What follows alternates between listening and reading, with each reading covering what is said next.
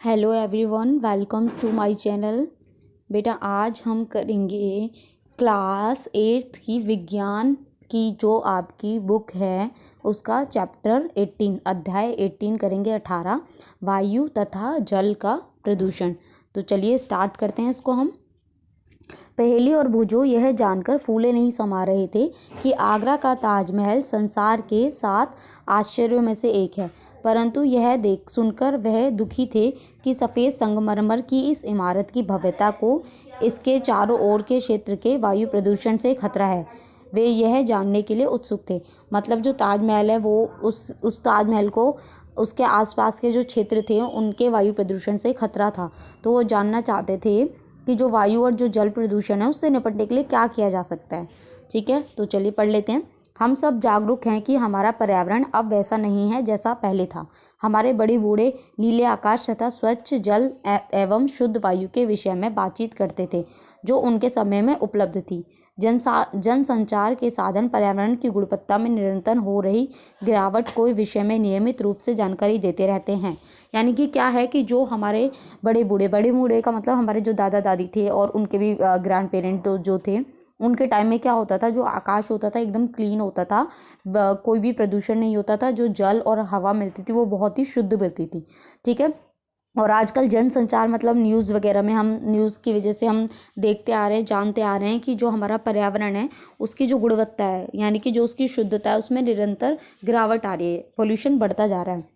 हम स्वयं अपने जीवन में वायु तथा जल की गुणवत्ता में हो रही गिरावट के दुष्प्रभाव का अनुभव करते हैं।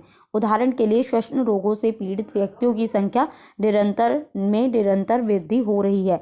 यानी कि वायु प्रदूषण जो होता है उसमें क्या होता है, उसकी वजह से आप लोग देख रहे होंगे कि अपने आसपास श्वसन रोग मतलब जो सांस लेने से रिलेटेड जो रोग होते हैं, सांस लेने में दिक्कत होती है, वो लोगों में ये बीमारी बढ़ती जा रही है। हम उस समय की कल्पना मात्र से ही भयभीत हो जाते हैं जब हमें स्वच्छ वायु तथा जल उपलब्ध नहीं होगी। यानी कि इस स्पीड से हम पानी को और हवा को पॉल्यूट करते जाएंगे, प्रदूषण करते जाएंगे, तो आगे टाइम में हमें स्वच्छ वायु और जल नहीं मिल पाएगा। अब वायु प्रदूषण क्या होता है बेटा ये पढ़ लेते हैं। ठीक है, हम कुछ समय तक भोजन के बिना जीवित रह सकते हैं, परंतु वायु के बिना हम कुछ क्षण भी जीवित नहीं रह सकते। यह साधारण तथ्य हमें बताता है कि स्वच्छ वायु हमारे लिए कितनी महत्वपूर्ण है। अब देखिए, हम खाने के बिना 1-2 दिन रह सकते हैं, लेकिन अगर हम सांस नहीं लेंगे तो हम नहीं रह सकते। तो इसका मतलब जो वायु है वो हमारे लिए बहुत ज़रूरी है। अब देखिए, जो वायु जो है उसमें बहुत सारी गैस होती हैं, गैसों का मिश्रण है। मिश्रण का मतलब बहुत सारी गैस एक साथ हैं। तो क्या क्या होती हैं, सबसे ज़्यादा नाइट्रोजन होती है जो कि 78% होती है, ऑक्सीजन होती है लगभग 21%, और जो बच गया वो कार्बन डाइऑक्साइड, आर्गन, मीथेन और जलवाष्प की वायु भी अल्प मात्रा में होती है। यानी कि ये थोड़ी सी कम उसमें होती है, मात्रा में होती हैं। चलिए बेटा देखो, ये एक्टिविटी दे रखी है। इस एक्टिविटी में क्या है, आपने धुआं उगलते ईंट के भट्टे के निकट से गुजरते समय अपनी नाक को ढका होगा। आपको भीड़ वाली सड़कों पर चलते समय खांसी आई होगी, है ना। ऐसा होता है ना, बहुत भीड़ भाड़ होती है तो हमें खांसी आती है। आपको अनुभव करना है और आपको तुलना करनी है। क्या तुलना करनी है कि उपवन तथा भीड़ वाली सड़क, यानी कि अगर पार्क में है तो आपको एयर कैसी मिलेगी, एयर मतलब वायु कैसे मिलेगी, ऑक्सीजन कैसे मिलेगी, और कैसा लगेगा वो भीड़ वाली सड़क पे कैसा मिलेगा। आवासीय क्षेत्र तथा औद्योगिक क्षेत्र, यानी कि जहाँ आप रहते हैं वहाँ वाला एरिया, और औद्योगिक मतलब जहाँ पे फैक्ट्रियाँ होती हैं। दिन में विभिन्न समय पर, दिन में मतलब सुबह के टाइम, दोपहर के टाइम और शाम के टाइम जो आपका ट्रैफिक जहाँ होता है उस रोड पे। गाँव और शहर इनमें आप देखेंगे, आपको क्या पता चलेगा, क्या अंतर नज़र आएगा। क्या आप जानते हैं कि यह धुआं कहाँ से आया होगा? इस प्रकार के पदार्थ जैसे उद्योगों व स्वचालित वाहनों से निकले धुएं में मिल जाने से भिन्न स्थानों के वायुमंडल की प्रकृति एवं संगठन में बदलाव आ जाता है। जब वायु ऐसे अनचाहे पदार्थों के द्वारा संदूषित हो जाती है जो सजीव तथा निर्जीव दोनों के लिए हानिकारक होती हैं, तो इसे वायु प्रदूषण कहते हैं। यानी कि आपको वायु प्रदूषण के लिए मेन आपको क्या पता होना चाहिए, आपको ये पता होना चाहिए यहाँ से, वायु जब ऐसे अनचाहे पदार्थों के द्वारा संदूषित हो जाती है जो सजीव तथा निर्जीव दोनों के लिए हानिकारक हैं, तो इसे वायु प्रदूषण कहते हैं। यानी कि जो हवा है, हवा के अंदर क्या होता है, धुआं है, धुआं में से कुछ कण निकले वो उस हवा के साथ मिल जाते हैं, संगठन, ठीक है, उसमें चेंज आ जाता है और वो हमारे सजीव और निर्जीव, सजीव मतलब जो सांस ले सकते हैं, चल फिर सकते हैं, और निर्जीव दोनों के लिए बहुत ही हानिकारक होता है। तो हम उसे क्या कहते हैं, वायु प्रदूषण कहते हैं। वायु कैसे दूषित होती है, अब भाई हवा जो है वो कैसे गंदी होती है, कैसे दूषित होती है। जो पदार्थ वायु को संदूषित करते हैं उन्हें वायु प्रदूषक कहते हैं। वायु प्रदूषक मतलब जैसे आप मान लीजिए कि आप पानी है, पानी के अंदर अगर आपने पत्थर डाल दिए तो क्या होगा, पानी गंदा हो जाएगा। तो वो जो पत्थर है वो आपके प्रदूषक हैं, जिनकी वजह से वो गंदगी हो रही है, जिनकी वजह से वो प्रदूषण हो रहा है। तो इसलिए जो वायु में मिलके प्रदूषण करते हैं उनको वायु प्रदूषक कहते हैं। कभी कभी यह प्रदूषक प्राकृतिक स्रोतों जैसे ज्वालामुखी का फटना, वनों में आग लगने वाली आग से उठा धुआं तथा धूल द्वारा हो सकता है। यानी कि जो आग होते हैं, जो जंगल होती है उसमें आग लगा देते हैं तो उससे जो धुआं निकलता है वो भी वायु को प्रदूषित करता है, ठीक है। ज्वालामुखी के फटने से भी जो हवा वायु निकलती है वो भी वायु प्रदूषण कर सकता है। मानवीय क्रियाकलापों के द्वारा भी वायु में प्रदूषक मिलते हैं। मानवीय क्रियाकलाप मतलब हम लोग जो काम करते हैं उसकी वजह से भी प्रदूषण हो सकता है। कैसे, वायु प्रदूषकों का स्रोत मतलब कहाँ से वायु प्रदूषक आते हैं। फैक्ट्री, विद्युत संयंत्र, स्वचालित वाहन, जलावन, लकड़ी यानी कि जो लकड़ी जलाई जाती है वो, लाइट के जो संयंत्र होते हैं वो, फैक्ट्री से, इन सब से क्या होता है, वायु प्रदूषक निकलते हैं, ठीक है। और उपलों से जलने वाले धुआं, इन सब से क्या होता है, वायु प्रदूषण आपका होता है। ये देखिए फैक्ट्री से निकलता हुआ धुआं दिखाया हुआ है, ठीक है। बहुत सी श्वसन समस्याएं वायु प्रदूषण के कारण होती हैं। आइए हम इन्हें जानने का प्रयास करें कि प्रदूषित वायु में कौन से पदार्थ अथवा प्रदूषक उपस्थित होते हैं। बेटा जो श्वसन समस्याएं होती हैं यानी कि जो हम सांस लेते हैं और जो सांस लेने में जो भी दिक्कतें होती हैं तो उन प्रॉब्लम्स को हम श्वसन समस्याएं कहते हैं। तो वो सब वायु प्रदूषण की वजह से होती हैं। तो वायु में क्या क्या होता है वो देख लेते हैं। वाहन अधिक मात्रा में carbon monoxide, carbon dioxide, nitrogen oxide तथा धुआं उत्पन्न करते हैं। जो वाहन है उनसे क्या क्या निकलता है, carbon monoxide, carbon dioxide, nitrogen oxide और धुआं। पेट्रोल तथा डीजल जैसे ईंधन के अपूर्ण दहन का मतलब होता है कि वो पूरी तरीके से जलता नहीं है, ठीक है। जो पेट्रोल और डीजल से यूज से जो ईंधन जलाए जाते हैं उनका जलना पूरी तरीके से नहीं होता है। तो कौन सी गैस निकलती है, कार्बन मोनोऑक्साइड गैस निकलती है, जो कि एक विषैली है, बहुत ही जहरीली गैस होती है। यह रुधिर में ऑक्सीजन वाहक क्षमता को घटा देती है। यानी कि रुधिर का मतलब है जो हमारा ब्लड है, ठीक है। हमारा जो ब्लड है वो ऑक्सीजन को हमारे बॉडी पार्ट्स में सप्लाई करता है, लेके जाता है। तो ये उसकी जो कैपेसिटी है यानी कि उसकी जो क्षमता है उसको कम कर देती है। और वो ब्लड जो है, ऑक्सीजन जो है, प्योर ऑक्सीजन हमारे बॉडी के हर पार्ट्स में टाइमली नहीं पहुंच पाती है, ठीक है। भुजों को विशेषतः सर्दियों में वायुमंडल में दिखने वाले कोहरे जैसी मोटी परत याद है। अब आप देखेंगे कि बेटा सर्दियों में क्या होता है, कोहरे जैसी परत दिखती है, यह धूम कोहरा होता है। क्या कहते हैं उसको, धूम कोहरा कहते हैं। जो धुएं तथा कोहरे से बनती है, किस किस से मिलकर बनता है ये धूम कोहरा, धुएं से और कोहरे से मिलकर बनी होती है।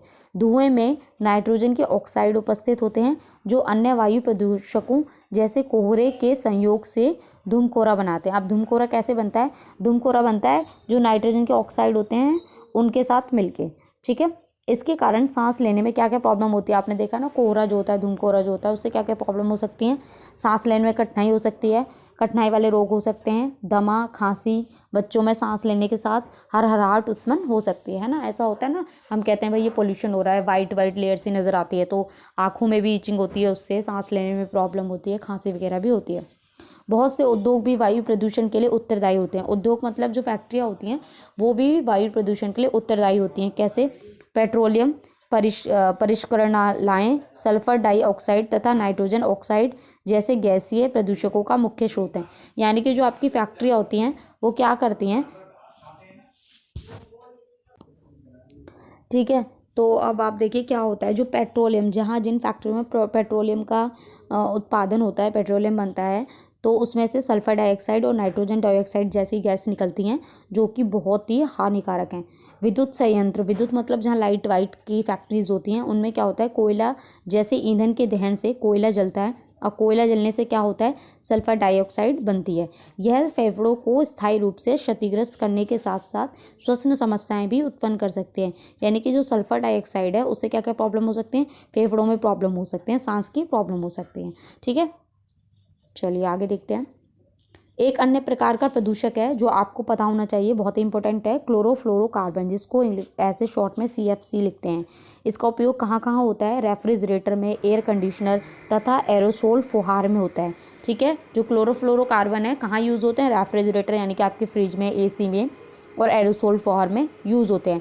अब जो CFC है यानी कि क्लोरोफ्लोरोकार्बन जो हैं, वायुमंडल की ओजोन परत क्षतिग्रस्त हो जाती है। देखिए क्या होता है, ये हमारी पृथ्वी है, हमारी पृथ्वी के ऊपर एक ओजोन की परत है। अब ओजोन की जो परत है वो क्या करती है, जो सूर्य से किरणें आती हैं उनको ये ओजोन की परत हम तक नहीं आने देती है। हानिकारक जो अल्ट्रावायलेट वाली जो हानिकारक किरणें होती हैं उनको हम तक नहीं आने देती है। लेकिन अब जो ये CFC है, इसके यूज़ से क्या हो रहा है, जो हमारी ओजोन लेयर है ना बेटा, ये इसमें क्या हो रहा है, क्षतिग्रस्त हो रही है, यानी कि ये हट रही है, धीरे धीरे फटती जा रही है, अलग छेद होता जा रहा है इसमें। तो जिसकी वजह से क्या हो रहा है, जो अल्ट्रावायलेट हानिकारक जो किरणें हैं वो हमारे पृथ्वी पर डायरेक्ट आ रही हैं, जिसकी वजह से हमें त्वचा संबंधी रोग भी हो रहे हैं। ठीक है, ओजोन परत सूर्य से आने वाली हानिकारक पराबैंगनी, अल्ट्रावायलेट का मतलब पराबैंगनी ही है, पराबैंगनी किरणों से हमें बचाती है। ओजोन छिद्र के बारे में आपने सुना है, जो मैंने अभी आपको बताया कि इसमें छेद होने लगा है, इसके बारे में जानने का प्रयास करें। CFC के स्थान पर अब हम कम हानिकारक रसायनों का प्रयोग होने लगा है। ठीक है, CFC जो है इसकी वजह से ओजोन में छेद हो रहा है, तो जिसकी वजह से आगे दिक्कतें आ रही हैं, और इसी की वजह से त्वचा संबंधी रोग भी होते हैं। इन गैसों के अतिरिक्त डीजल तथा पेट्रोल के दहन से चलने वाले स्वचालित वाहनों द्वारा अत्यंत छोटे कण भी उत्पन्न होते हैं। देखिए, इन गैसों के यानी कि गैस के अलावा जो डीजल और पेट्रोल के जलने से, यानी कि वाहन कुछ चलते हैं ना जो डीजल और पेट्रोल से चलते हैं, वो भी छोटे छोटे कण उत्पन्न करते हैं जो प्रदूषण करते हैं, जो अत्यधिक समय तक वायु में निलंबित रहते हैं, यानी कि वायु में रहते हैं। ये दृश्यता को घटा देते हैं, यानी कि जो हमें क्लियर नहीं दिखता, विजिबिलिटी क्लियर नहीं होती है।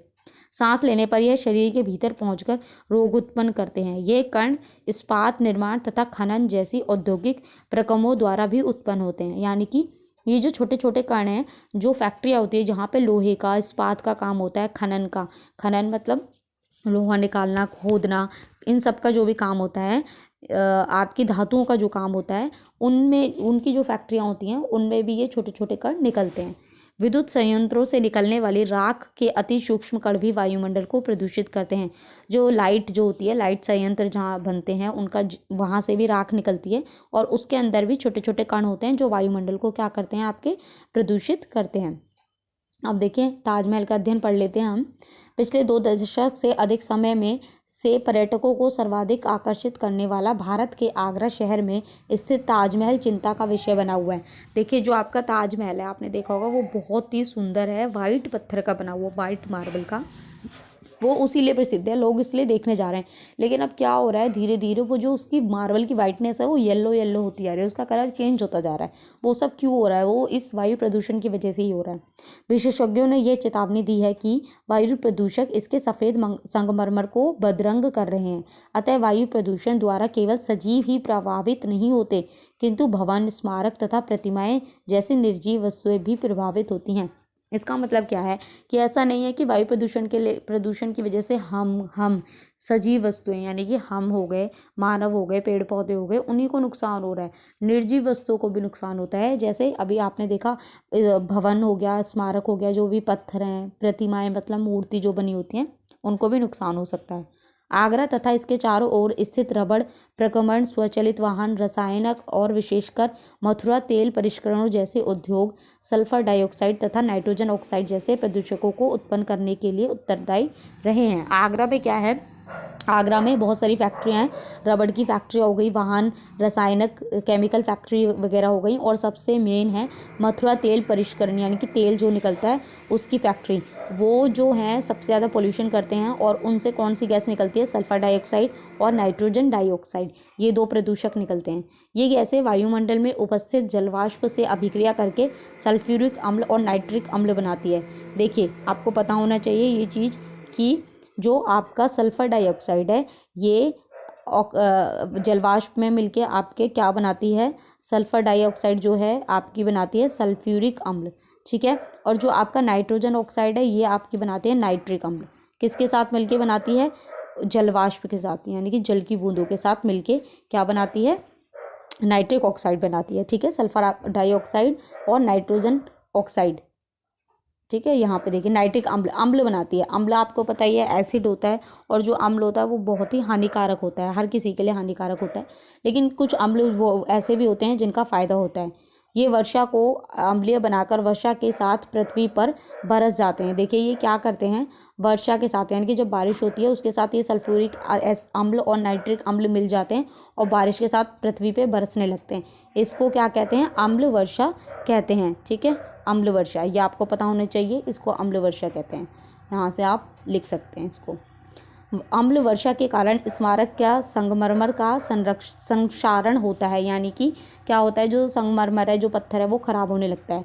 इस परिघटना को संगमरमर कैंसर भी कहते हैं। मथुरा तेल परिष्करणी से उत्सर्जित काजल कण जैसे निलंबित कणों का संगमरमर का पीला करने में योगदान है। यानी कि सबसे ज़्यादा जो मथुरा में तेल की जो फैक्ट्री है उसी से जो कण निकलते हैं उससे सबसे ज़्यादा नुकसान हुआ है। ताजमहल को सुरक्षित रखने के लिए सर्वोच्च न्यायालय ने बहुत सारे उपाय किए हैं। माननीय न्यायालय द्वारा, ये देखिए बेटा ताजमहल, अब न्यायालय ने यानी कि कोर्ट ने क्या क्या किया है, उद्योगों को सीएनजी और एलपीजी जैसे स्वच्छ ईंधनों का उपयोग करने के आदेश दिए हैं। यानी कि सरकार ने क्या कहा है कि आप सीएनजी और एलपीजी का यूज़ कीजिए। सीएनजी बेटा संपीड़ित प्राकृतिक गैस होती है, कंप्रेस्ड नेचुरल गैस, ये इसकी फुल फॉर्म आपको पता होनी चाहिए। और जो एलपीजी होता है उसकी फुल फॉर्म होती है द्रवित पेट्रोलियम गैस, इंग्लिश में लिक्विड पेट्रोलियम गैस। ठीक है, इसके अतिरिक्त आज के क्षेत्र में मोटर वाहनों को सीसा रहित पेट्रोल का उपयोग करने का आदेश दिया है। आपने बड़े बूढ़ों से चर्चा करके देखिए कि अब से 20 अथवा 30 वर्ष पूर्व ताज की अवस्था के बारे में क्या कहते हैं। यानी कि आज से 20-30 साल पहले जो ताजमहल था वो कैसा था, वो आपको बताएंगे। पौधे पर प्रभाव, अब भाई पौधे पे भी तो प्रभाव पड़ेगा, है ना।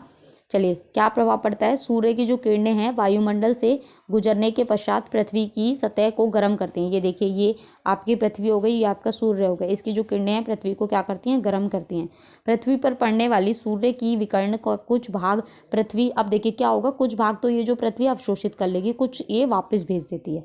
ठीक है, पृथ्वी अवशोषित कर लेती है और कुछ भाग परावर्तित होकर वापस अंतरिक्ष में लौट जाता है। परावर्तित विकिरण का कुछ भाग वायुमंडल में रुक जाता है। अब देखिए, मैंने आपको अभी बताया, दोबारा बता देती हूँ। ये मान लीजिए आपकी पृथ्वी है, ठीक है, ये आपका सूर्य है, यहाँ से किरणें गई, कुछ तो अंदर चली जाती हैं यानी कि अवशोषित कर लेता है, और कुछ किरणें क्या होती है, वापस चली जाती हैं, ऐसे वापस टकरा के वापस गई। लेकिन कुछ क्या होता है, यहीं रह जाती हैं, हमारे वायुमंडल में ही रह जाती हैं। तो क्या होता है, ये जो रुका हुआ विकिरण है ये पृथ्वी को और गर्म कर देता है। यानी कि पहले से तो भाई ये गर्म हो रही थी पृथ्वी, इनकी वजह से और गर्म होने लग जाती है। यदि आपने किसी पौधाशाला अथवा अन्य किसी स्थान पर पौधा घर को देखा है तो याद कीजिए, सूर्य की किरणें ऊष्मा पौधा घर में प्रवेश तो कर जाती हैं पर इससे बाहर नहीं निकल पाती हैं। यही रुकी हुई ऊष्मा पौधों घर को गर्म करती हैं। पृथ्वी के वायुमंडल द्वारा रोके गए विकिरण यही कार्य करते हैं। यही कारण है कि उन्हें पौधा घर प्रभाव कहते हैं, ग्रीन हाउस इफेक्ट कहते हैं। देखिए, जो आपका पौधा घर होता है यानी कि जो नर्सरी होती है उसमें क्या होता है, आपने देखा होगा पौधे के ऊपर ग्रीन कलर की लेयर लगी होती है। वो किस लिए होती है, ताकि वो जो किरणें हैं उनको अवशोषित कर ले और जो पौधे हैं उनको हीट मिल सके, गर्माई मिल सके। पृथ्वी के वायुमंडल द्वारा रोके गए विकिरण, अब जो ये विकिरण है जो यहाँ रुक गए, पृथ्वी पे रुक गए, अंदर नहीं जा पाए, तो ये यही काम करते हैं। क्या काम करते हैं, पृथ्वी को गर्म करने का काम करते हैं। और उसको हम क्या कहते हैं, पौधा घर प्रभाव, इंग्लिश में बोलते हैं ग्रीन हाउस इफेक्ट कहते हैं। इस प्रक्रम के बिना पृथ्वी पर जीवन क्या होगा, संभव नहीं हो सकता है। अब ये प्रक्रम जीवन के लिए खतरा बन गया। क्यों बन गया है भाई, बहुत ज़्यादा अगर हीट होगी, हीट बढ़ती जाएगी, गर्मी ऊष्मा जो बढ़ती जाएगी तो क्या होगा भाई, पृथ्वी तो बहुत ही गर्म हो जाएगी, बहुत ज़्यादा गर्मी हो जाएगी, है ना। तो ये सब किसकी वजह से होता है, कार्बन डाइऑक्साइड की वजह से होता है। अब जो कार्बन डाइऑक्साइड है, देखिए कार्बन डाइऑक्साइड जो है वो वायु का घटक है, यानी कि वायु के अंदर ही होता है। कार्बन डाइऑक्साइड होता है, ऑक्सीजन होता है। पौधों के लिए कार्बन डाइऑक्साइड की भूमिका का भी आप अध्ययन कर चुके हैं बेटा। जो पौधे हैं वो अपना खाना कार्बन डाइऑक्साइड के प्रेजेंट में बनाते हैं, ठीक है। तो पौधों के लिए कार्बन डाइऑक्साइड बहुत ज़रूरी है। ये कार्बन डाइऑक्साइड को ले लेते हैं और ऑक्सीजन को दे देते हैं एनवायरनमेंट में, फिर इस ऑक्सीजन को हम ले लेते हैं और हम कार्बन डाइऑक्साइड निकालते हैं, फिर इस कार्बन डाइऑक्साइड को ये पौधे वापस ले लेते हैं, ठीक है। तो ये ऐसे चक्र बनता रहता है और हमें फ्रेश ऑक्सीजन मिलती रहती है। यदि वायु में कार्बन डाइऑक्साइड की अधिकता हो तो यह प्रदूषक की भांति कार्य करती है। यानी कि अगर कार्बन डाइऑक्साइड बहुत ज़्यादा हो जाएगी तो क्या होगा, हमें फ्रेश एयर ऑक्सीजन नहीं मिल पाएगी। देखिए, मानवीय क्रियाकलापों के कारण निरंतर CO2 यानी कि कार्बन डाइऑक्साइड वातावरण में मोचित हो रही है, यानी कि बढ़ रही है, तथा दूसरी ओर वन क्षेत्र घट रहा है। अब देखिए, पौधे घट रहे हैं। अब पौधे घट रहे हैं तो क्या होगा, पौधे कम हो रहे हैं तो कार्बन डाइऑक्साइड का वो यूज़ नहीं कर पाएंगे, यूज़ नहीं कर पाएंगे तो ऑक्सीजन नहीं दे पाएंगे, ऑक्सीजन नहीं दे पाएंगे तो हमारे लिए, मानव के लिए दिक्कत हो जाएगी। पौधे प्रकाश संश्लेषण के लिए वायुमंडल से कार्बन डाइऑक्साइड का उपयोग करते हैं, जिसके कारण वायु में कार्बन डाइऑक्साइड की मात्रा कम हो जाती है। लेकिन पौधे ही जब हट जाएंगे तो क्या होगा, ये कम नहीं हो पाएगी, ये बढ़ जाएगी। वनोन्मूलन के कारण वायु में कार्बन डाइऑक्साइड की मात्रा बढ़ जाती है। वनोन्मूलन मतलब जो पौधे हैं उनको हटा देते हैं, काट पीट देते हैं, क्योंकि कार्बन डाइऑक्साइड की खपत करने वाले वृक्षों की संख्या घट जाती है। इस प्रकार मानवीय क्रियाकलाप वायुमंडल में कार्बन डाइऑक्साइड के संचय में योगदान देते हैं, यानी कि हम ही जो हमारे जो क्रियाकलाप हैं उनकी वजह से ही तो कार्बन डाइऑक्साइड बढ़ रही है, पेड़ काटने की वजह से, ठीक है। और CO2 ऊष्मा को रोक लेती है, ये ऊष्मा को रोक लेती है और उसे वायुमंडल में नहीं जाने देती है। परिणाम स्वरूप वायुमंडल के औसत ताप में निरंतर वृद्धि होती रहती है और इसे हम क्या कहते हैं, विश्व उष्ण यानी कि ग्लोबल वार्मिंग कहते हैं। जब कार्बन डाइऑक्साइड की वजह से पृथ्वी का टेम्परेचर बढ़ जाता है, ऊष्मा बहुत ज़्यादा बढ़ जाती है, गर्मी बहुत ज़्यादा हो जाती है, तो उसको हम ग्लोबल वार्मिंग कहते हैं, यानी कि विश्व उष्ण हिंदी में। मीथेन, नाइट्रस ऑक्साइड और तथा जलवाष्प जैसी अन्य गैसें भी इस प्रभाव में योगदान देती हैं, यानी कि कार्बन डाइऑक्साइड के अलावा भी और गैसें होती हैं, मीथेन, नाइट्रस ऑक्साइड और जलवाष्प। CO2 की भांति इन्हें भी पौधा घर गैसें कहते हैं, यानी कि क्वेश्चन आ सकता है कि भाई पौधा घर गैसें कौन सी होती हैं, तो आप लिखेंगे CO2, मीथेन, नाइट्रस सल्फाइड और जलवाष्प। विश्व उष्ण यानी कि अभी हमने देखा ग्लोबल वार्मिंग, विश्व उष्ण विश्वव्यापी सरकारों के लिए विचारणीय विषय बन गया। बहुत ही विचारणीय मतलब बहुत ही टेंशन वाला टॉपिक है ये, कि भाई इस पर विचार किया जाए। बहुत से देशों ने पौधा घर गैसों के उत्सर्जन में कमी करने के लिए एक अनुबंध किया है, मतलब बहुत सारे देशों ने मिलकर अनुबंध किया है कि भाई ये चीज़ यूज़ नहीं होगी, ताकि जो विश्व उष्ण है वो बढ़े ना। संयुक्त राष्ट्र सम्मेलन के अंतर्गत क्योटो प्रोटोकॉल, एक प्रोटोकॉल है क्योटो प्रोटोकॉल, वो एक अनुबंध है। उसमें क्या है, जिस पर बहुत सारे देशों ने हस्ताक्षर किए हैं। इस प्रोटोकॉल में यही है कि जो आपका CFC है इसका यूज़ कम से कम हो, ठीक है। बुझो को यह जानकर आश्चर्य हो रहा था कि पृथ्वी के ताप में केवल 0.5 डिग्री सेल्सियस जितनी कम वृद्धि के इतने गंभीर परिणाम हो सकते हैं। पहली उसे बताती है कि अभी हाल में ही समाचार पत्रों में उसने यह पढ़ा था कि हिमालय में गंगोत्री हिमनद विश्व उष्ण के कारण पिघलने लगी है।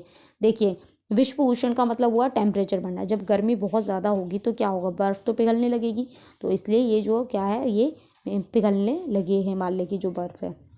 क्या किया जा सकता है, अब हम वायु प्रदूषण को रोकने के लिए क्या कर सकते हैं, कम करने के लिए। प्रदूषण के विरुद्ध हमारी लड़ाई में सफलता की अनेक कथाएं, यानी कि बहुत सारी चीज़ें की गई हैं जिस वायु प्रदूषण को रोकने के लिए। कुछ फॉर एग्जांपल, कुछ वर्ष पूर्व दिल्ली संसार में सर्वाधिक प्रदूषित नगर था, यानी कि जो दिल्ली है वो नंबर 1 पे था प्रदूषित नगर में से, कि भाई दिल्ली सबसे ज़्यादा प्रदूषण वाला शहर है। यहाँ पेट्रोल तथा डीजल से चलने वाले मोटर वाहनों से निकले धुएं के कारण श्वसनरोधी वातावरण था, यानी कि यहाँ पे पेट्रोल और डीजल से जो वाहन चलते थे, जो बस, गाड़ी, ट्रक जो भी चलते थे, उनसे बहुत ज़्यादा प्रदूषण होता था। वाहनों को सीसा रहित पेट्रोल, CNG जैसे अन्य ईंधनों द्वारा चलाए जाने का निर्णय लिया गया, यानी कि उन्होंने CNG से उन वाहनों को चलाने का निर्णय लिया गया सरकार से। इन उपायों से द्वारा शहर की वायु अपेक्षाकृत स्वच्छ हो गई, यानी कि थोड़ा साफ हो गई। आप भी ऐसे उदाहरण जानते होंगे जिनसे आपके क्षेत्र में वायु प्रदूषण को कम किया गया है, उदाहरण आप लिख सकते हैं। सरकार तथा अन्य एजेंसियों द्वारा विभिन्न स्थानों पर वायु की गुणवत्ता का नियमित मॉनिटरीकरण होता है, यानी कि मॉनिटरीकरण का मतलब क्या हो गया कि रेगुलरली चेक किया जाता है कि जो आपकी वायु है उसमें प्रदूषण कितना है, पोल्यूशन कितना है। इन आंकड़ों का उपयोग कर हम अपने मित्र तथा पड़ोसियों में वायु प्रदूषण के प्रति जागरूकता उत्पन्न कर सकते हैं। हमें अपनी ऊर्जा की आवश्यकता की पूर्ति के लिए जीवाश्मी ईंधन के स्थान पर वैकल्पिक ईंधनों को अपनाना चाहिए।